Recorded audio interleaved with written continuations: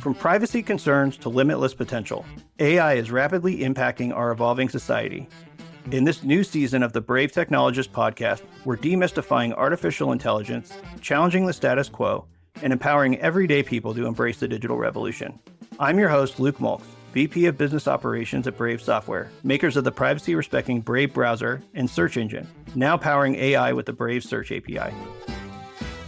Hey everybody, changing it up a little bit this week. I'm going to do a solo podcast, so it's great to be here with you guys. I think there's a lot of interesting stuff. We're about past into the second quarter of 2025. There's a lot of interesting things going on with the landscape on the tech side and with AI, with crypto, with Brave, with a lot of the things we have going on. And also there's been some really interesting shakeups and changes on the regulatory side and on the ability for kind of entrepreneurs to kind of dig in. And so we also have some cool updates about the podcast itself too. So I'm going to dig in on a solo episode today. So you're listening to me on the Brave Technologist this week.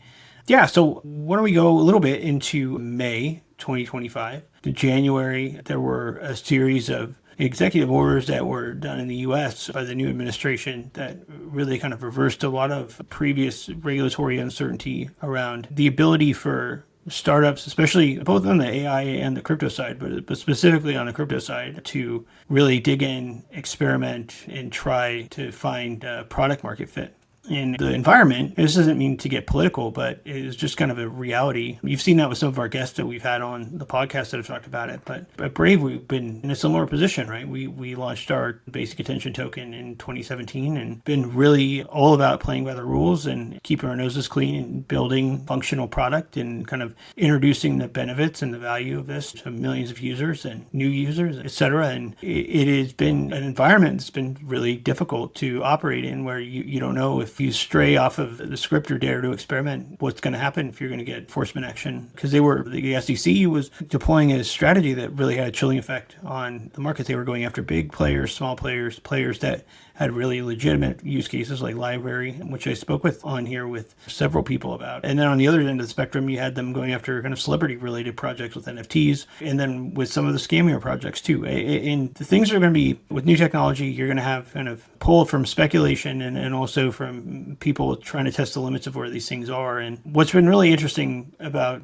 this year is that it was about a week in January where a lot of that policy got reversed, and you had different, not just on the administration side, but you've got regulatory agency changes that have been very different. Some folks might remember I had Hester Person, SEC commissioner, that last year while the chairman Gensler was at the SEC, and Hester went through some really great lengths of explaining some of the difficulties that they're dealing with and feeling some of the pain of entrepreneurs. And, they couldn't even test with the software that they're supposed to regulate against, et cetera. And what we've seen is now Hester is actually leading the crypto task force at the SEC now. And you're really getting a course change in an environment where you can actually experiment and find market fit. And there's also some Stablecoin Act and the Genius Act that are getting through Congress. And some folks might remember Austin Campbell, we interviewed had on the show last year. He was talking about stablecoins then, but he's actually working with both sides of Congress to help advise them on what's going on with the stablecoins and being a meaningful voice to pull both sides together on that regulation. And then on the other end of the spectrum too, you've got major banks and institutions that have, whether it's ETF products or stable coins, are actually either putting assets on their sheets or reintegrating products that they had previously abandoned. And so there's a lot of renewed interest in the Web3 and crypto side. And on the AI side, it's similar too. Like it wasn't necessarily the degree of chilliness on the markets, but there was just an uncertainty. And we're starting to see now where a lot of competition, a lot of things that were uncertain have been, or very volatile, are starting to get more and more shaped up, and products are starting to find their fit. And the iteration has just been wild to see in the AI space. And we've seen people kind of theorizing about the commodification of models and the specialization of models. And now you're actually seeing that stuff hitting the road, which is it's awesome. I mean, and you're seeing startups building with open source, software with APIs. And it's been an area that's been super interesting to see. Even on Brave's side, we brought the Brave search engine to life several years ago. And folks that listen to the podcast with my colleague Jan Petrowski or with Josep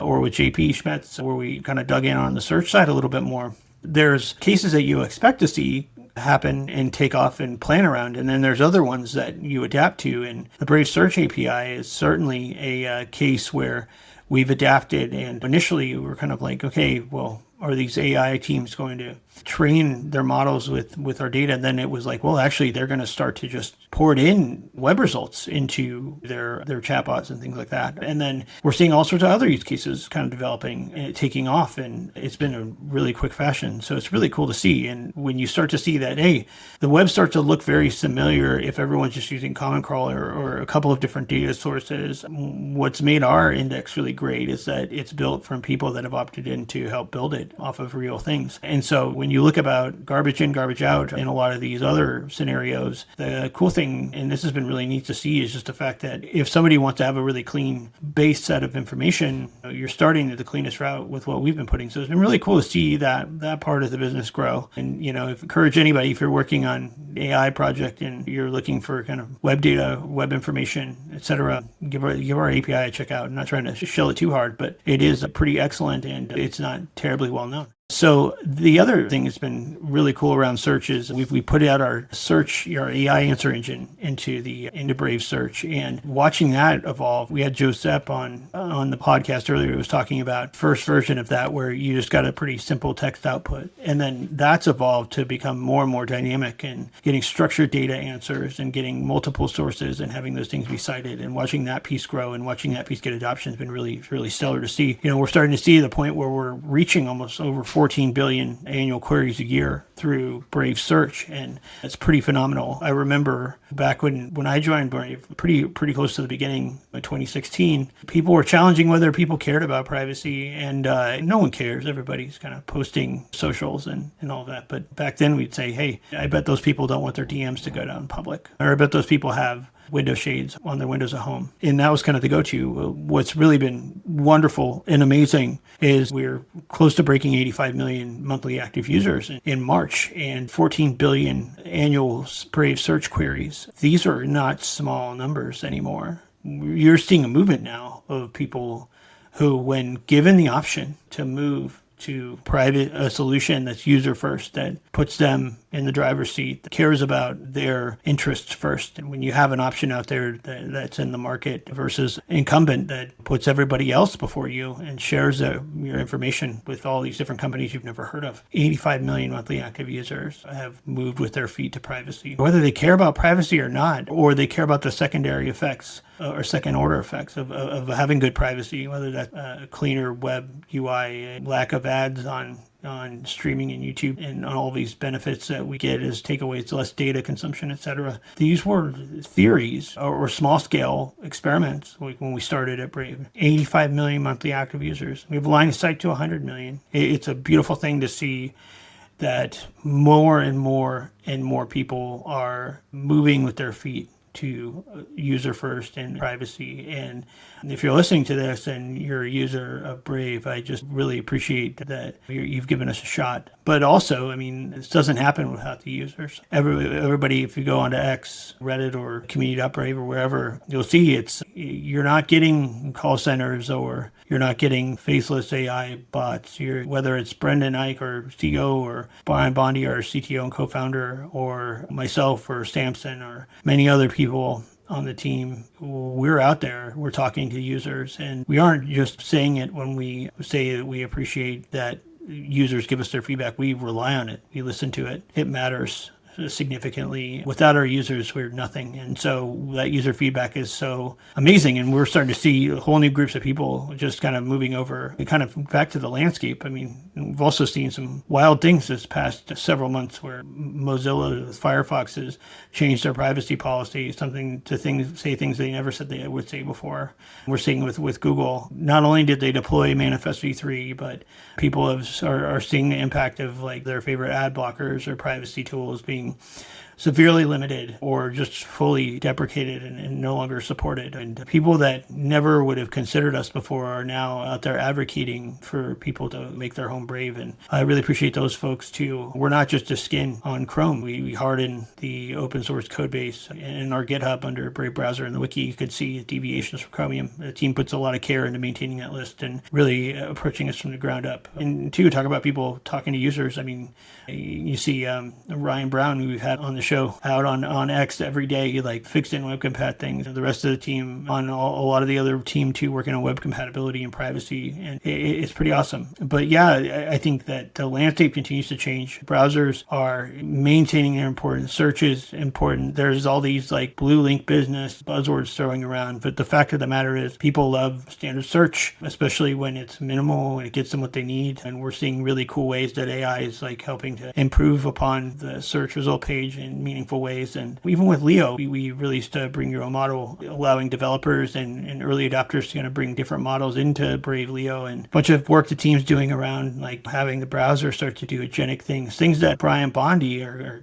co-founder, CTO, was talking about when he was one of the first guests on the Brave Technologists. Some of those roadmap items that he was talking about, how the browser level with AI, it could be a different type of an experience. And you're not just seeing that with us. I mean, there's the Perplexity folks are talking about making a browser now. Lots of interest from established AI companies into looking into getting into the browsing game. And the user agent has never been more important. And at the same time, it's never been more important to really accent that it is the user's agent, and we're out here as a user first. Your user agent should be working for you. And so, I think looking forward into 2025, I'm really excited to see how things shape up. We saw this and we talked about this on the podcast several times, but almost every Fortune 500 company has got some mandate around AI. And a lot of the great guests we've had on here have been talking about how that's been impacting their business and how they've been adapting. I mean, having everybody from Nordstrom's talking about like how AI has disrupted like 100-plus-year-old supply chains and processes and business models, and is adapting and iterating there, to eBay, and a more new current example to PayPal, right? Like it's across the board. And we've had some really great guests on who've gone into detail on that too. But I think it's really an interesting time. There's a lot of doom out there. There's a lot of negativity and a lot of fear too on the timeline. But from whether it's crypto or AI or just some of these things where we're really scratching our heads, developers getting locked up for building open source code, a lot of potential threats and impacts that could bring. Seeing some of those things get reversed in the past couple of months has been really interesting. But I'm hopeful. I think this is going to be a really interesting year ahead. There's always turbulence. That's nothing new, whether it's in crypto or just in tech in general. You've always got to be iterating. You've always got to be adapting. But I think it is an exciting year that we have ahead.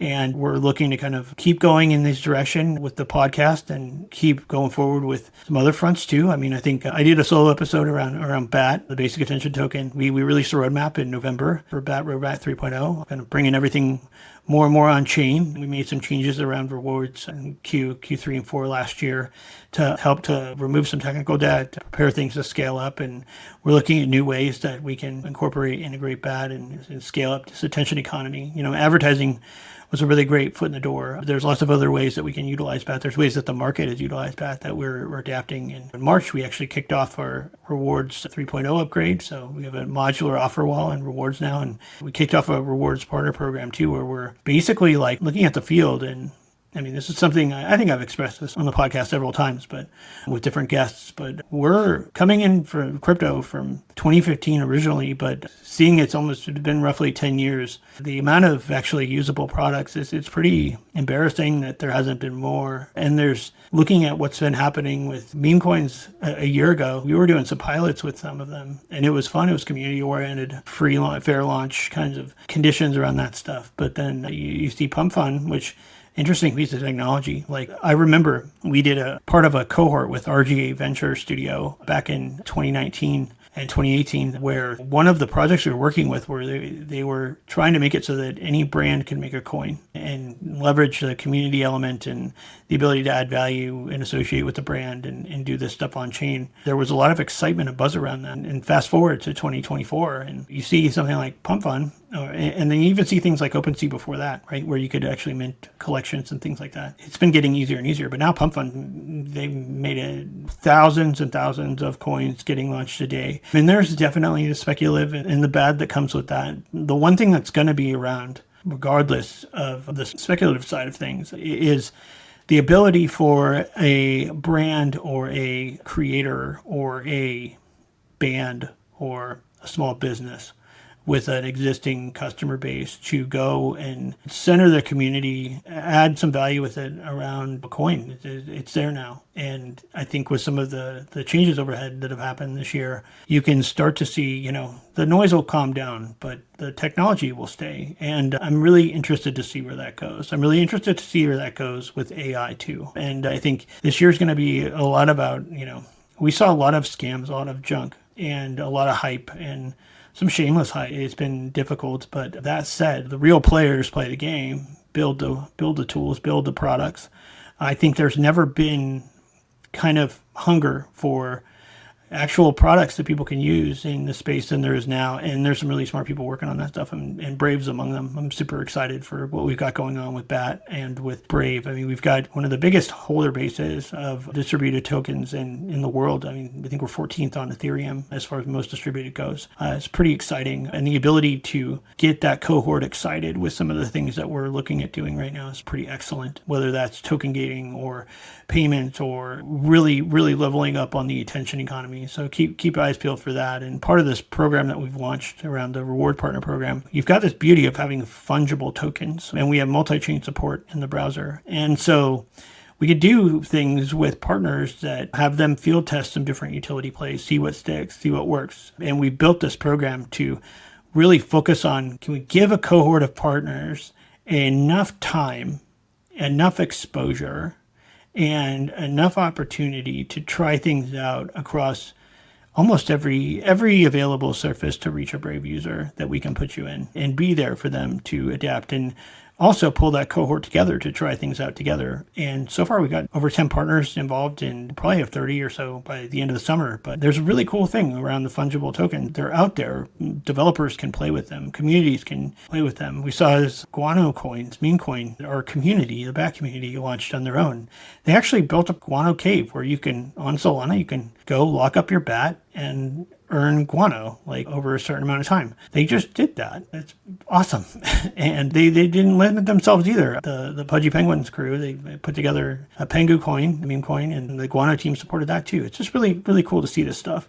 I'm really optimistic for where this is going and where AI is going. And there's the Gen X stuff, seeing things from the browser, seeing how quickly video editing and generation, the tools available there to iterate have just been amazing to see. It's been really a whirlwind in improvements and through iterative progress. It's just awesome. And I'm super stoked to see what the team comes up with Leo, and continues to iterate on with search, and how that evolves over the months ahead. I mean, I think on the privacy front, we had folks from Zcash on. We launched the shielded Zcash payments in Brave wallet, and there's never been, it's actually, of all the areas I'm concerned about, I think that privacy is definitely up there at the top. You have a really kind of a pivotal moment right now where more and more of society is becoming cashless. More and more of what people are doing, browsing on the web, searching, their lives are becoming more and more digital. That's all being tracked and cataloged. And at the same time that we have digital assets that are becoming more and more popular, it's not just in the US that we're seeing regulatory changes. They have MiCA regulation in Europe. More and more governments are either looking at being more friendly towards a broad array of assets, or adopting something that looks like a central bank digital currency, which would be pretty dystopian, but governments are seriously looking at this stuff. And so with society becoming more and more cashless, the properties of transacting in cash are starting to go away. If we don't have something to replace those properties, you're going to lose a very important and valuable anonymity traits that come with analog cash. And so it's one of the reasons why we're super excited around Zcash. There's other privacy innovation happening too, all over the place. I think that this year is going to be more and more focused on privacy too. And so, there's lots of noise, turbulence. You've seen scams come and go, but I think that there's never been a hunger for getting that product market fit, getting adoption, and the tech caught up. You can start to do some pretty wild things with blockchains now, with AI. AI is getting integrated everywhere. So I'm super interested to see where that goes. We're going to have some guests on. I think you all are going to enjoy quite a bit too. That will be basically like showing how far the AI has been pushing the limits in a whole range of areas. And I think on that note too, I mean, like, there's some cool updates I think we want to share with you all too. First off, everybody listening, I mean, we rebranded and launched the Brave Technologist in around September of 2023. It's been really cool. We didn't know how it was going to go. And one of the things that was really key in doing that was launching something that was for users, and nothing against B2B or marketing or whatever, but we're a user first company, and having a way to bring the voices building the tech to people was super cool, and letting people put it in their own terms and getting that to you all has been cool. The growth we've seen has been absolutely wild, and the feedback we've gotten has been really great too. But we were checking, and since the initial launch of both podcasts, the Brave Marketer and Brave Technologist, with the total, there's been close to 600,000 downloads of the episodes, whether it's downloads or in episode downloads through the podcast platforms or views on YouTube, etc. It's a lot. I mean, like, we're just making the shows. And what's also really cool is and I think the initial podcast launched somewhere around 2021 or so, the Brave Marketer, but in the short time we launched the Brave Technologist, we are over 430,000 downloads since we've rebranded this. We've 500,000 downloads is in line of sight, which is wild, and so I just want to take a second and say, hey, look, thank you all for listening to the podcast. I hope you're getting your time's worth out of it, and I hope that, enjoy it. Once again, I mean, I'm on X, Luke Mulks on X. I'm on LinkedIn as well, but if there's ever anything you want to see, send me a DM, they're open, but we're going to try to continue bringing interesting guests on. I've been really blown away by what many people on the team, Angelina and Sam, Shez, all of them, everybody, and people that just come out to the podcast and say, hey, I would love to come on. We've had some amazing guests on this podcast, but we're going to keep that going. And I think one thing I'm really looking to do in the year ahead is keep the focus on the technology, but let's hit some other areas that are interesting and see how AI is impacting, the battle space, or how, AI and technology is impacting other types of categories, whether it's education or health and wellness or family and home and all or sports or different areas. So we're going to have a bunch of different guests that are coming from different sectors. And, one other thing that's been really cool, I mean, the feedback we've gotten has been fantastic. Keep it coming. We listen. I listen to every bit of feedback. I take it all in. So, if there's ever anything you want to see, let me know. One other cool piece of feedback we've seen has been around Brave staff coming on the podcast. And so we're going to keep doing that too. We'll keep bringing you all more and more members of the team, and more check-ins from members of the team that have been on before, and some folks you haven't met yet. And so we're going to keep bringing you voices of the people building the products that you're using with Brave, and continue to bring on really cool guests and hit new areas and keep it interesting for you all. So if there's ever any topics you want to see, guests you want to see, hit me up. I'd love to bring them on, and the numbers are getting awesome. And another personal update too. I'm working on start construction tomorrow on a studio in my house, so we're start to see a little bit of change up in the background here, but it should be pretty rad, and I'm looking forward to it. Maybe I'll call it the Bat Cave or something. I don't know. We'll see. But I think doors always open for feedback, whether it's product, whether it's about the podcast, whether it's you just want to say hi, hit me up. Here for you all. We're user first. We don't exist without you. And thank you all. I'm really humbled that we're almost at 500,000. It's way more than I thought we'd ever be at this point. And, it doesn't happen without you all listening every week. So really appreciate it. Let's see how we can get to 1 million. And so, that's, I think, cover a lot of ground there. There's some cool updates from our side. So stay tuned. And like I said, if you want to hit me up on X or on LinkedIn. I'd love to hear from you all, and thank you all again for staying tuned in. Oh yeah, also too, I think one other cool thing, the team we did the AI Summit, we did some live recordings in New York in December that we released across January. We're going to do some more of those this year, so we'll up the game a little bit on that too and get some cool guests on. But there's something about having two people in proximity when you're doing these interviews, pretty cool. So we'll do some of those, I think, this summer.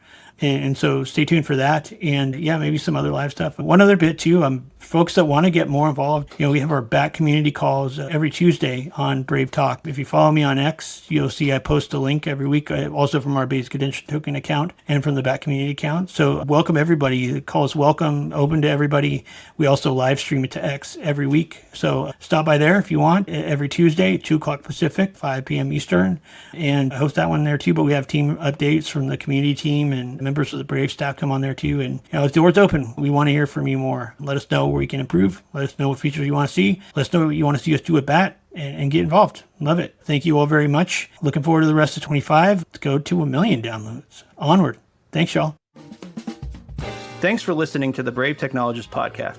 To never miss an episode, make sure you hit follow in your podcast app. If you haven't already made the switch to the Brave browser, you can download it for free today at brave.com and start using Brave Search, which enables you to search the web privately. Brave also shields you from the ads, trackers, and other creepy stuff following you across the web.